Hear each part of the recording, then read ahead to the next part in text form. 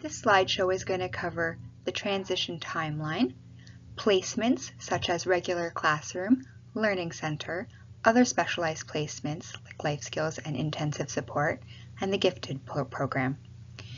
The slideshow will also cover the resource room, learning strategies, self-advocacy skills and knowing the IEP, collaborating with school team and preparing your child, and frequently asked questions. The transition timeline. In February, elementary and secondary school staff determined virtual transition meeting dates for all students who have an IEP. The elementary school shares the IEP, safety plan, medical form if applicable, with the secondary school team. In March or April, virtual transition meetings take place with all IEP students, including those entering or considering a county class placement. In May and June, IPRC meetings are held for transitions from elementary to specialized class in secondary if applicable, like life skills or intensive support program. IPRC meetings are held for all other students arranged by the secondary team. In June, additional virtual transition meetings will take place if the IEP team has determined it necessary. Requests will be submitted for SEA transfers to secondary. Dependent upon provincial pandemic guidelines, students may have an opportunity to visit the secondary school he or she will be attending. Placements. Regular class placements, which are appropriate for most students on an IEP, are for students who are working at or above grade 4 level, including gifted. Potential for modifications and/or extensions to curriculum in consultation with the subject teachers, and generally working toward an Ontario Secondary School diploma. Learning Center placement is for students who are generally working between the grade 1 to 3 level in literacy and numeracy, requiring more intensive support, working towards an Ontario Secondary School certificate. Other specialized programs, like life skills and intensive support, are to be determined in collaboration with special education consultant for your current school. Please contact your elementary CERT. Gifted class placement is for students who are formally identified as gifted through the IPRC process. Potential for modifications and/or extensions to curriculum is done in consultation with the subject teachers. Bus transfers are available for students out of area. Gifted students are clustered into core courses.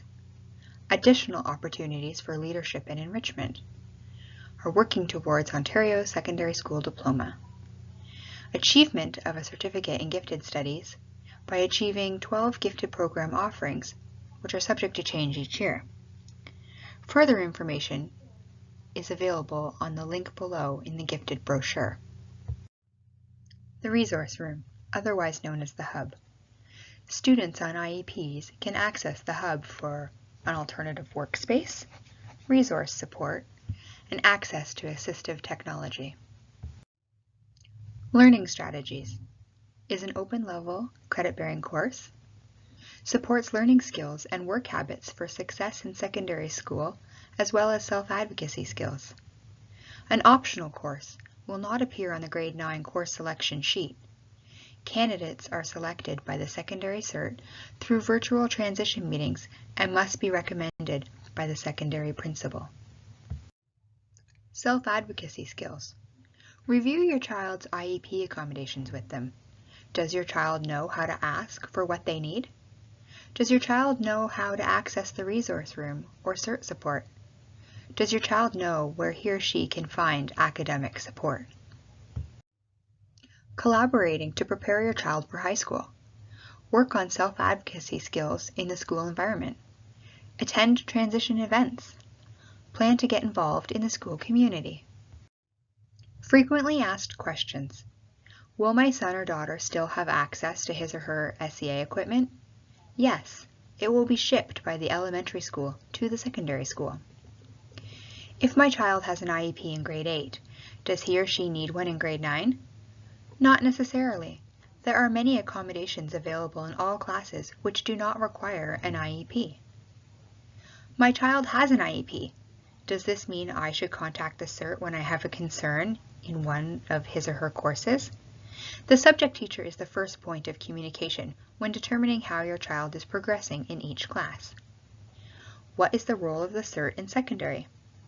CERTs in secondary collaborate on students' IEPs in partnership with classroom teachers. They support required adjustments regarding SEA equipment, modifications to curriculum, and change in placement. They also provide academic support for students through the Hub.